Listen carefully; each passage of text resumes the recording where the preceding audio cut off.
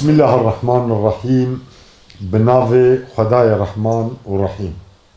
Temaşevanên azîz di bernamek nû yek ya binavê eşîrên me em dîsa pêşvelîwanê îro di bernama Xwedê em li bajarê Mêrdîn navçeya Qiziltepe em li gundê Mewîjone gundê Mewîjo gundekî bi navçeya Qiziltepe girêdayî تقریبا 20-25 kilometre 17 kilometre dûrî bajarê Qiziltepe dûrî navçeya Qiziltepe'yî hududê Sûrî jî nêzî başûrê wê Sûrî pir nêzî hududî gundekî îro APM'yê Hecî Kemal Ertaş rîspiyê gund serokê gund deriyê xwe ji me re vekir mazûbantiyên niha ji me re dike em li odawî ya gundin ji bo bernamê ji bo hevpeylîna bernamê APM Hecî Kemal Ertaş deriyê xwe ji me re vekir niha em jî li odawî rûniştîne em mêvanê wîne hûn hez dikin di bernama eşîra me pirsê got berê jî ji eşîrê cuda me kiribû li oda APM Hecî Kemal Ertaş em ê jê bikin em ê bizîvirin ser APM Hecî Kemal Ertaş Hecî amca Xwedê ji we razî be و درiyê xwe li me vekir we mazûbantî kir we me kir mêvan Xwedê ji we razî be rastî em jî li ser navê xebatkar û nûnerê televizyona rehber em dilxweşiyê xwe hemtînin ziman selamê wan jî me ji we ranîbû Xwedê ji we razî be Xwedê ji we razî bi çavê wan ê şûn hez dikin ewil yani em xwe ve nas dikin temaşevan ve nas nakin xwe bidin nas kirin yani kerem bikin Ez Kemal navê me Kemal e ana ve Hecî Kemal belê tewari hinek jî melletiyek me heyî mixwendirî yani ilmê Erebî xwendî Sûrî xwendî 4-5 sala 3 sala Sûrî mame di elî altiyê di Sûrî mixwendî yani we serf û nahw serf û nahw mixwendî belê بخيرات برنامج علمي مباشي يعني ما بين سيداي حجي كمان لاوي حجي سعيدم بنابكي كرت بنابكي شيك بي سعو لاوي سعيدة ملا علي مي ام جموي جوني يعني كالكي وجي ملا بو كالكي مجي ملا علي ملا علي سعيدة ملا علي ازل كمال لاوي سعيد لاوي ملا علي يقول ما موي جوي جي بين 39'de em hatin vî gundî 39 yani em hatin berê malek lê bû çeçan bûn çerkez bûn çerkez bûn malek bû îja ew çerkezanaya miltecî bûn rabû wê çaxê got xwazî vî gundî vî gundî dimînê ya erdê wan jî li Qiziltepe hebû du dolim wê ya tê wira wazgeş bikî ya vira Gobabos Qiziltepe vazgeç nakin mala xwe bir eman li yani devlet ejeri got çima yani muhayyera got du heb erd işler nakin ya kul bir jer zêde dîtin wextê teqsîmatê belê got du dolim erd miltecî bûn teteyî çeçan bûn çerkez bûn hatibûn ji Qafqas hatibûn ji kî derê hatibûn wê deraya erd dabû wan î hatibû vira jî cod mod dikir ja wê çaxê kalkê min jî bi koçerî hat bes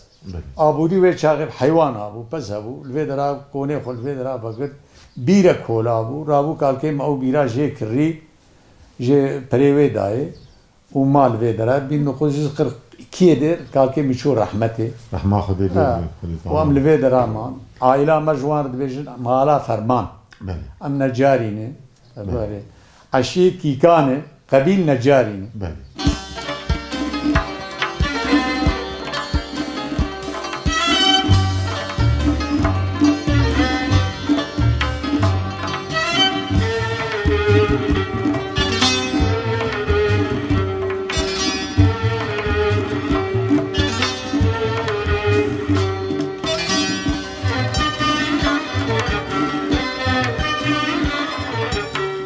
عشير كيكيني قبيل نجاري يعني مكرن هندور ويفكين جبو تماشاواني مع عشير وقبيل وكيكان وخلجا كيكان بري كيكان بلغج في بلغير كيكان خلجا ندغوتن بالاخره چمكي زرغاني دوي درار شون وقت دو آغا چيبون مالا ديوت لويالي آغاتي كرن لوي دراجي آغاتيا كيكان هنا كاكرن اولي صارخوان ابون آغێ بێلگا مەکیکی سارخوانی بوو پشتی سارخوانا چوون هێلە کێشخۆرکا چوون ویالی نوهال منتیقا دێرکێنێ لە سێ گوندانە مالا ڕستێن هات لەوێ دەرا حکوم کردن مالا ڕستەن حەجی عەبدولقادر لە گربەشکێ باویوی محمود بوو ئاپێوی محەممەد عەلی بوو مالا تەمێژ وان بێژن ئەوان ئاغاتیاکیکان وان کردی ئەمژی گوندەی مەژی نەجارە سەر هەبە 5-6 گوندەی نەجارە هەنێ کلێبینێ هەیە زۆرابا گوندێ تۆپار ژێر بێژ ناوی زۆرابایە مەوی ژۆیە چیپلاغێ هێلا ئالی ئورفای خانەیە عەبێسێ يعني جغيلي خزل سبب الهلا أورفاي سيشار قندي وانا هنا حياة سيقول شار قندي خانة عبيس لفيالي تشبلاغي وهنا اللي بشكن يعني ور بلايبوي ششحت قندا بلايبوي بله اما حجي او قندوي بلايبوي مثلا برنابه وسعودي وارتاشي قشيكن سعودي نا هر بابك سعودي وان ايري بله هر بابك سعودي وانا اي مالا نها اي مالا كليبيني يلمز بله اي زورابا يلمز اي خانه يلمز بله اي تشيبلي قورهان بله قورهان اي عبيس قرتن وأزغل أزغل مختلف سويا ديوان أنا ريسبيوان كي ريسبي أنا جمارتن هل كندا كو ريسبي كندا أنا عبيس أمي جوالي كندا عبيس حاج الشيخ موسمايي حاجي حسن هي حاجي قاسم هي أقول لا يا أبي هذا أنا حاجي قاسم حاجي حسن حاجي محمد حاجي نايف أبانا ياسي وان يختياري وان لخاني حاجي داود هي حاجي داود حاجي موسى حاجي علي بو شون رحمه خدي لي حاجي عزيز شون أوانا ب مويجو أزم مصد يعني ياشليها مش حفظ نهبران كليبي جي أنا لوي درايا بابكي وان يكن سيشار من احمد هي حجي احمد هي ابراهيم هي سعدون هي بري سعدون بتشوك يجي جاد مسد الى قلاني وان او ومزن نجاره لور الكليبيني عاصمه ولا راك بايتخت نجاره كليبيني جور بلا جور ابا جور باب كان جيش كليبيني بلابون اما حاجه تكليه وخب اي عشيله مثلا قندي وجمارتن شش حفظ قندي نجاران يعني شنو هاتني وبرجي ودعوه بهبرد شنو كيف وشاهي كيف وشاهي اتفاق هند هي دوام او كيف وشاهي او سردان تعزيه انسان كي يعني وقتاك زاروك يعني انسان اولادي خو بزوجين دعوه هذا سيران هذا عيد هذا مردود بينن نممكن أبا دو تعزيق العبيس بول فيدرا 6 كيلومتر أبو أشوم الويدرا يام أمان ما هبدو ديد أم بهب شابون أم جاردن هاتب إيجا نجارة عشيرك أمي بيج بيام خوشناك نجارة يعني عشيرك قبيلك فكري دستيوان فكري دستيوان فكري يعني شاوا جعفرنه على مسنا كي نجار ابو حجي حمو رحمه خدي ليه مريه وجي مريه حاضره روي بيجي يعني örnek bu yani areli klebine bu rahma خدي ليه insana ki سخي bu ناني ويد عيد ياد ميواني وي پرهبو دشون دهات insana ki خانه bu insana ki يعني بسخي بونا خا ميوان پروريا خا يعني ميوان پرور بونا خا وبسخي بونا خا مشهور بو حمي علي مشهور بو نبي اگس خوش دكن سبي هنك لبي بروغرامي بنر بيبيا حمي علي انسان كتاب وجدانا نم دبيج انا وسؤالاتش كي جبتكن از بيم از باش مهوالي مواينا اعوذ بالله اختيار بساوي دكن فمجي بهيست تقلق وكي كان اكثري كي كان جي قش مردن تمام ميوان مردن انا كي كان شكري هني سمعيلي هني عمري هني هيسكي هني نجاري هني ابانا جي قش الرماكي هني ابانا عشيري وان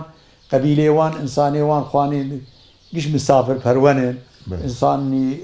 زك يعني انا تو كيجان اودا وان ببيني وقت فاكولتاي يعني وبوانا ولی زانان مأذونه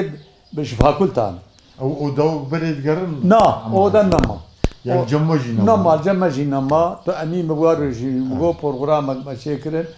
بری میوان دهاتن حجی افندی استاد میوان دهاتن 4 5 6 7 10 دهاتن لوین بهندر ندما املقون لوینات قريان والله شخصا انا بلكي 20 بد اللوينين مهنه بشش مهانه هاتن داني بلكي اب نسلين بنا عمل ابونا امانو دفروشن هناك دفروشن يعني بري باش قبو نها اما انها امكاني نها فربونه جو وسايتا جابو يعني جخوارني امكان هني لبلا لذتنا وكابري ابو استاذ يعني مثلا بري ام جي خزرتها ببعض انا ام محقق بشكل شافدار الفردمان شيف محبجي شيء شيف شيء دبو شيف شيء دبو جي ده داني سبيرات بو تاشته دخوار تغوري بما شبك ديجي دما ندما گوندی لباد گوندی بر حویا عبدو ناز ذکرن مثال دبا دنگ بیج ذکرن هنا کی ولو دنگ بیج تدی وقت اما حاجی دنگ بیج والله نمان يعني الفير الجندي در دوله نا نمان بري شيخ موسى علي قادو ابو رحمه خدي لي بابي من الشام بي درو سيرو الفرد ما دنگ بیج بو شيخ موسى علي قادو ازدينو ابو زدينو جي رحمه خدي لي او جي دنگ بیج بو زدينه مال عيسى يعني او جواتي بري دمك الموجوجين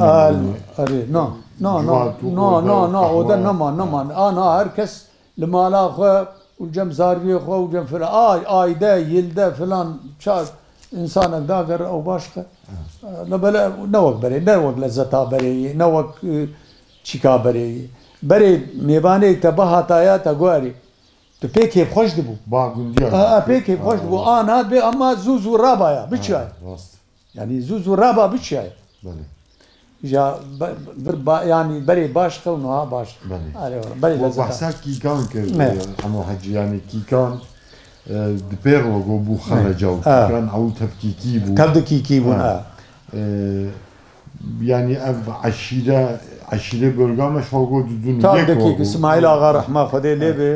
اسماعيل آغا رحمه خدي ليبي وعين كالكيتي ملا علي جي ام تبدي شو المويه شاغي جويران شعري تجدكري تجي كون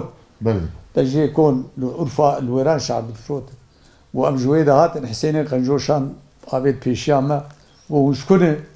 شكسن قو مقو لم كيكين قو بقر وي شاغي مزني عزيزه حجي دورش دو بيركي وان معكربو قيز ودي يك دابو لا يخوا ويك جوي معكربو افياغو مال حسين قنجو ورابو ام هردو جي قرتن از واسماعيل اغا وفلان قوتي قرك وك رهين ها دعوة من سروي اخر قو دي ودي حاج ناب كي كان جواب هاتن ام برات كي وخلج اري حسين قنجو حسين قنجو وكي كان جيب هبر مجادلات كرني امو يا تبنادن او يا قد تعالى ان شاء الله قفات بك شو حياه تميجي عين تمي خود وي دعوه وندا ابو تمي بابي قال كي حجي عبد القادر بله دوي مجادله وندا ابو حياه دو حسب جيد بن تمي هاتون كشتن دو حسب قيمتلي بو دو حسب شاغيد بن هات كشتن او جار كشتن تمي قال كي حجي عبد القادر اجى حجي عبد القادر جي اغاكي كي كاي شيرين بو رحمه خدي لي عيسى شور رحمتك انسان كي سخي بو انسان كي مالا خد تجاري او يبتني نان ندخل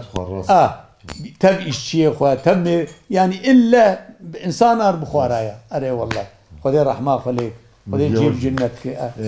حجي عمو حجي وبحساوغو من سوري خوان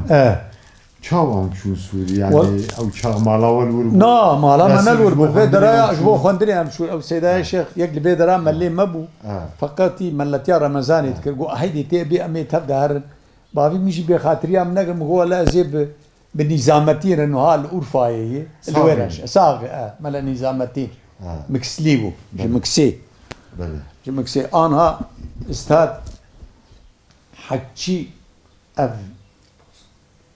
حكي ابي عالم فيلسوف انساني ولو تشيك جبي هلا جزيره دركتني جي مكسي فقيه تيراي يعني درقوشا علم درقوشا علم جي مكسي فقيه تيرابو ملاهي جزائري حسيني باطي خدي مولدا كرمانجي ملاهي احمدي جزائري جي جزيره بو خدي رحمه خليك شو من سر قبراوي جي ماموزين ابينا بعشقي فلان جوان هات بين دك بيج ماموزين لا سركاري بيربو شيكاي مخديدي احمدي خاني تشيكريه احمدي خاني تشيكريه يعني او حياتاوي دبي نظام ماموش كوي وفلان زينيش كوي حال بكينا مامو لاوي سركاري ميري لاي باش غلامي وي حزم نكري بديه حزم نكري بديه الخد عناني مير بد لاي غلام سركاري مير غلامي باش غلام اي كمين يعني اي كمين يعني اي سركار اي وكيل غلام لاوي بو مامو اجا الخد عناني ناني بديه إجا أب بوي معنا بكوجي بوي معنا أو تشيكاوان أبينا وان درواز كلي بوي عشقي شوية إجا بكو بوي ما تشيك جوان بوي أنجل نخوستي حزم نكلي هيا قال لك جاري بكو جير ولو تشيكريه إجا وانا كتاباوي يعني ولو نا أحمدي خاني ولا أحمدي خاني جينا مقبراوي البيازيتي بغو بيازيتي إنسان كي فيلسوف إنسان كي همجي تشيكاوي ولو إجا آنها أفقي تيرا آف سكنان دي إسلام يعني أي آبا زلا راس كير هذا كير شهراوي بي سكنة وبي راحتي آف سكنان دي أو جنها مقبراوي المكسي وجبرن أو شعراوي والله أزهن كاي وجبر بيجن هلاك إجا فقي تيرا المكسي نها مقبراوي المكسي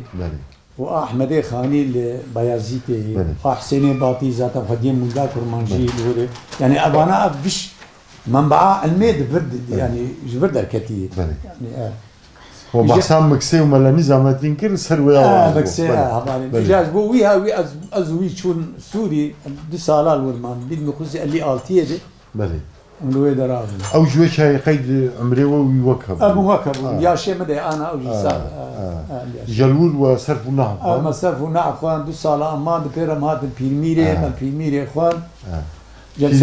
جمسة دائما لعبد الرزاق وشاغل بيرميري ورحمة خدي وغير شو جمسة دائما لخليل أنا هاد اسطنبولي جمسة دائما لخليل أنا هاد جولانج خليل برتوكيوي يعني كتابي يعني تبي درا وقتك تي الا باب كل شيء من اسفقير جا عمو حجي ازواب برسم اف حواله و کرمدار به ای هون تفد درکتن ریویتی علمی او چون بون ماموسته چما ای واقعی واقعی آغاتیه و دست مختاریه که لو ما هون یعنی چونکی واجی خاصی علمی حياة اللي سكزي جي مدخن من نخوز اللي سكزي ازبو معسكر اللي سكزي شو معسكري ازهاتن دبير مهو خن بابي ميجي بلو ازبو تشيكي مكاجر ذكر يعني دبير قيشتبي بتونه بري هابو براكي من مستر هابو ايه حكي وا يعني ما ابر بشام ابر شي ذكر رابو اجالوي درايا تركتورا المكريد بير ازبو مختار سيو حي سلامه مختاري دو السكسان وشيدي مكر وشنجاي دي دوناميدي دفجي برادا سيو حي سات سيو ناسات شكوا هنا مقدار مقدار إجا مامو ما أدينا مامو قال لك نها إنسان هنا فيلم اللي ما شيء كن مروان نرى كرو مرد ببانا يعني أو فيلم مامو زينة وفلان أساس جرك مرد شيء بي مرد شيكاوي زانبه مرد حقيقة زانبه دور مرد بي مشغول بي بيشتغله إجا مامو لا وق مجو لا سركاري ميري بيا حزم نكري جبديه حيا قال لك شرط آبيت نبروي بيدر نخستي إجا حيا أبايجي وقت أزي بيش تشيكاجي كلامك بيجي كلامك مامو بشتي مير جير دبي كاد لي تتكيد هي أزي اشتر مالي بدم أجبو تبينم دبي نا فريدك بيجي بكود بيجي دبي ميري من ديا يا مامو حباندي جيجك عربا يليف دقاندي سرطاب بيان رشن وكقيل نلاقي بحثو خستنا مير بله والله بفرحة كبار يعني ماموجي أبي باق بكوكر تعني دبي تعني دمامي ورنج أسركر یک جارج عقلی به خبر کرد پشتیک افتح لی نخست ممو پر تعدل لی هات کردر گو میرم نویا وکی بیوتی حچی پریاد لی مسوتی گرچک نازک و نازنینه هرچنده ملک بناوی زینه وقتا وره گو ناوی زینه آگ دلیمتی ده زینه دبی رابونه ممی 200 غلفر 200 حب رابون گوتی رابونی بگره دستو نگی پست بگره دبی چاقی تاجدین قبول نکه گوتی حچی کریه حاکمه ما فرمان امنا بالمانعیت حکمان برا او جزیه بده چی جزیه ده برا او بده لبلک یک دستی خوبا بیس قبول نکه وی چاقی ایجا ممور راد میر دستی بده بیزیم بیاد واه يعني ما شاء الله دربوا مثلا وتفش بركي تف شهري وياي دواري شهرات جي ايه هالبس جون شهرزان والله ببرد يعني قوت جبيرة ودقوت ايه ملاي جزيري جي يعني انا جون جبرتني ملاي جزيري جي الدويا برنامج ده ما كيف بدون قوت نقطة يعني تدي دبي ونشوف سر دبي سر أوا شيرين توم خلابالغ حديث بيغمبر عليه السلام اللهم صل على سيدنا دبي ونلاقي بخشي فيكي بون دبيش فيكي بهم استفاده يك تبرسد دبي چاوا يا رسول الله دبي بخشي فيكي اهل علمين يقول شو جوان استفاده بكن ما شاء الله ايوه مختارين كري وغاتي كري الله شكر يا رب عالم يجي واسي جرانيا ان شاء الله شارك ملاي جزري ملاي جزيري داويا برنامج ده ما بدون قوتن ان شاء الله يكي خواسه زين ها بيج هم بيج كرم دلو مزگين لتشابه كسلطاني مد بيت شكل ستران خي نا دلو مزگين لتشابه كسلطاني مد بيت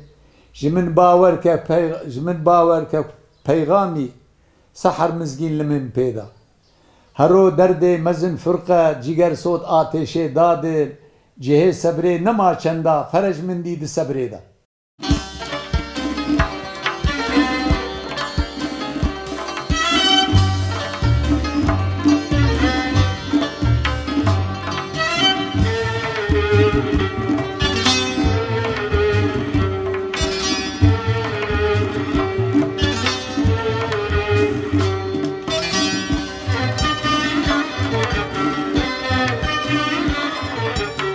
إن الله مع الصابرين. فرج بله. فرج والله خوش الصبرين. تعالى رحمه خل باليوي. آمين آمين آمين. مركز زانا منه. علماء إسلامي. أزبني أستاذ حجي محمود. خدش ترازي. مركز زانا كزرار النبي. نعم. جفايدة بيه.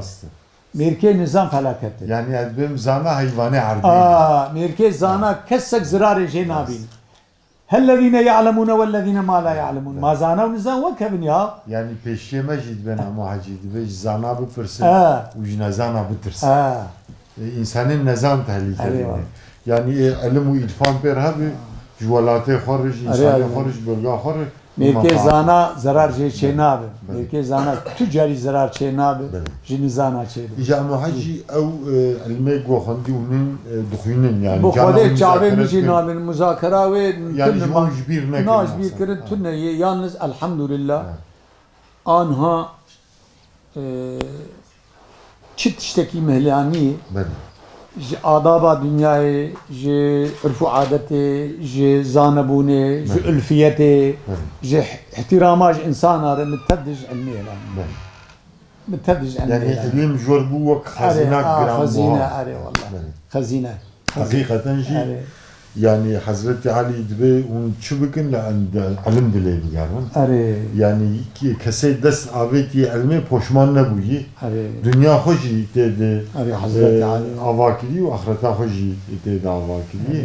تدي دوي وارد معلومه وي بيغمبر عليه الصلاه والسلام ازنا شاشم جي ابو ذر دبي ابو ذر اگر تو دنيا بخوازي دبي العلم الاسلام دبي بعلم داخل تجيب خاص بتدلي بقرة يعني كسي زرارة خوش علمينا دي أو دماغ جواد دقاري يعني قندياج علمي استفادة كده الحمد لله يعني الحمد لله واري ديني جي الحمد لله حذر جار شكراري أنا هاجي وقتاد حكومة تقول وظيفة ديني وظيفة ديني مرد بيجي بابا كل بقى نراسي بقى وقتي بقى خداي ما وري بوتي بيخمر وري بوتي أنا از بني نقصانيا قندا ان آمزن تنبونا ملاي ان نقصانيا مزن جي قندار تنبونا ملاي وقتا قن بي ملبه نقصانيا ويقني فرد چنگي آنا فرد عين هي فرد كفاية هي فرد كفاية كي جان آنا ما بجماعتي تلفيشيا ما كرم كلمة لميش كي هگر لو قندية جماعت نبايا او فرد سر قد رابو شو يكبك كافي يكبك دو حب جماعتي بكر انا وفرد العين او لما جاسي قرقتو بك انيرو بك عصر بك عشاء مغرب بك عشاء اوقات قرقتو بك اوقات اشتر فرز لسرته اما فرد كفايات لسر قنده سروان سر قند قشي راد انا اذان تي خوندن حي على الفلاح ورقنجي وربياقجي حي على الصلاه ورلميجي بيج وقتاتي اذان بقول تي خوندن نموتلو يعني نقصانيا قندا ايرو جوندار تنبونا ملاي اما جبو خد اما جبو خد تو چپور ورام بيچه دكه بملي وهي تني قلت لنا بيجي بملي بس يا من بغيت تاخذ بالفرد بنهار دبي ملي وجه ملي مجي هي بيش زاروكا جيت اري قران يجي خو ذاتن يكي ما ابو مقول ملا حكي وا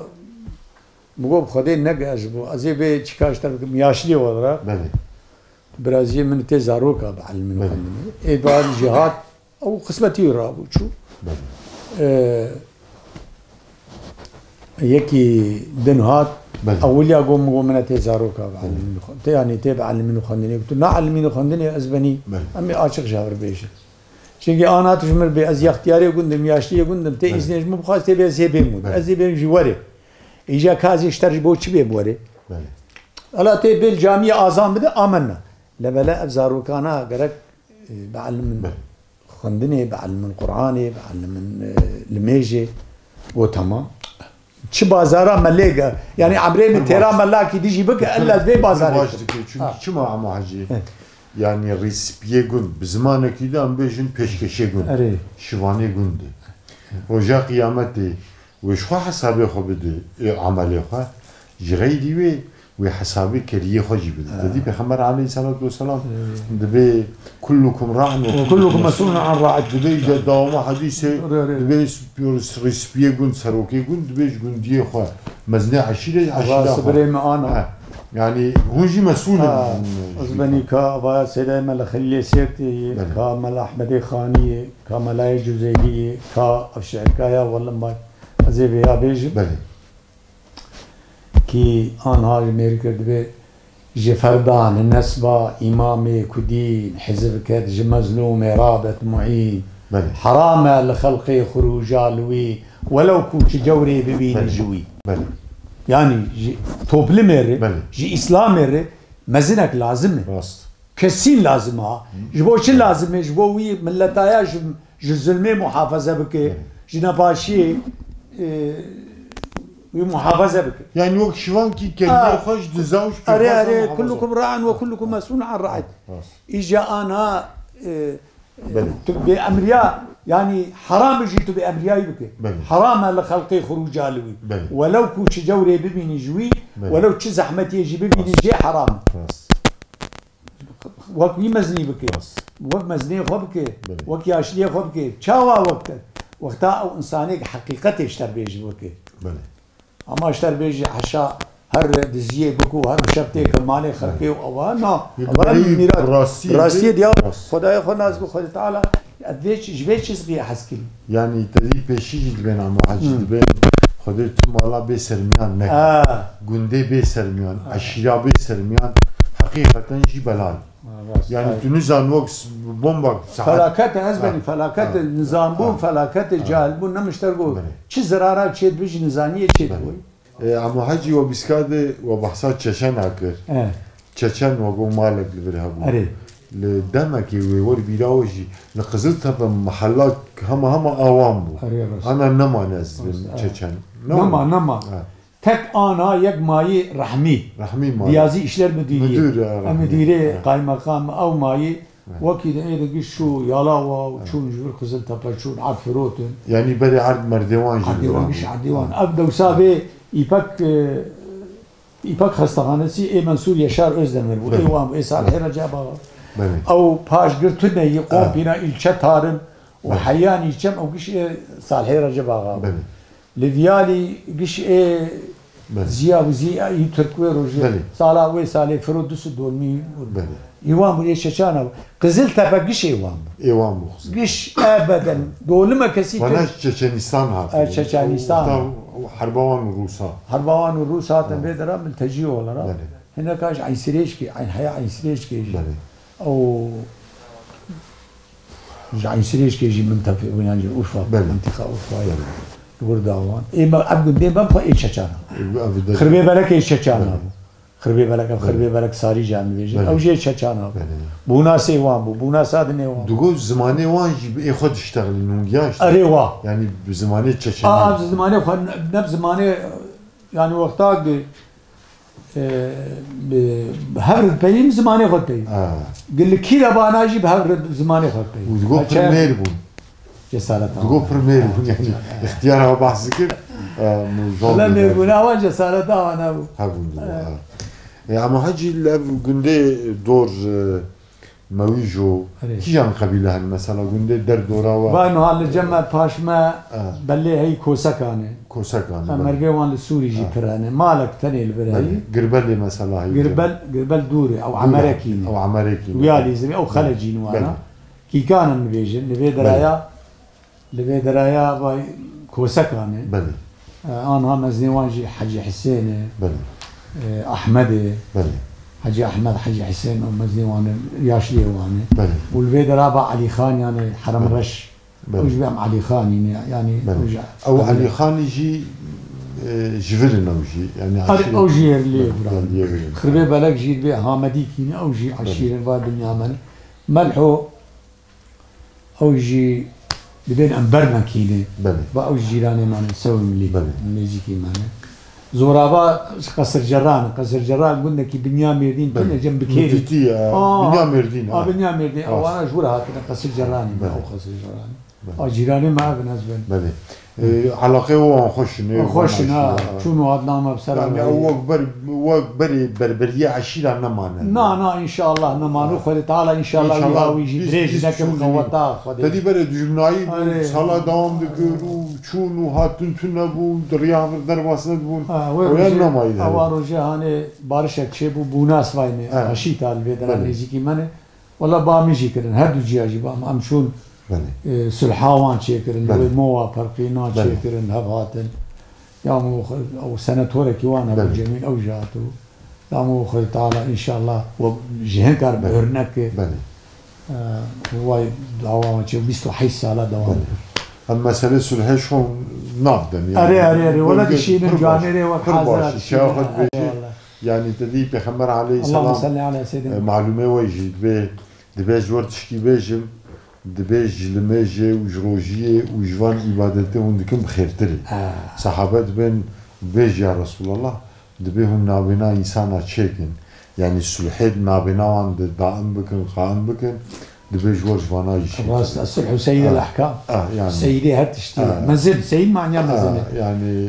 يبوكوجي هذه شربني اسبني اخذ حفظان مربك انسانك وقتها نمقوتي نتقوتي يعني نا انسانك ولو خذي تعالى دبيجي واذا حكمتم بين الناس فاحكم بالعدل قرق انسان عداله والله راس عدالته راس اما اجبو هنكا استراب تدوي درنجاخ اسبب ولا مركي حاجي محمود استاذ عداياك وري كريا واكري ازرار اي تشيز قرآن كيناوي الهمبر قومه كبر وناجو بعداله اري راس يعني بعدالة برحكم اري بعدالة اما حجي براستي صحبتات هم ترنا يعني ديناور ونهار سر شعبا اهلا وسهلا يعني خزيد دمامه هين زيد دربا هين مبور صحبت انا خاصم جي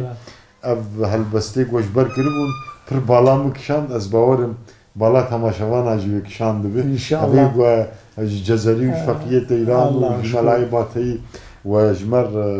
پیشکش کرد كرمان جاره اقواري ميركي كرمان پرزكيني بله پرزكيني شيرتات الوان چیه شيرتات ملوره هما برا میره کرد يعني میره کرد برا يعني مرا خوزانه به بله مرا خزانه بگی مرا چه قیمتی دی بله مرا وريا خديك ريا خدي وندانك خلاص يا ماجيك بريا خديك ريا خدي افريد بوش بطال zaten yeki terka riya خدي كل شو دبو ده شو البنغوية ديوارات كل خدي حفظها مرة بله أنا خدي تعالى آيات القرآن اللي بيجي أزبني بله ولا إن شكرتم لأزيدنكم راس هكذا تبي شيء كريني بلا هو أنت دن يوق والله راس هو أنت دن يوق راس جار تجي بهذا بيجي ما قي أب رونشتين وأب خوارن وأب آب وأب مكينة وأب فلان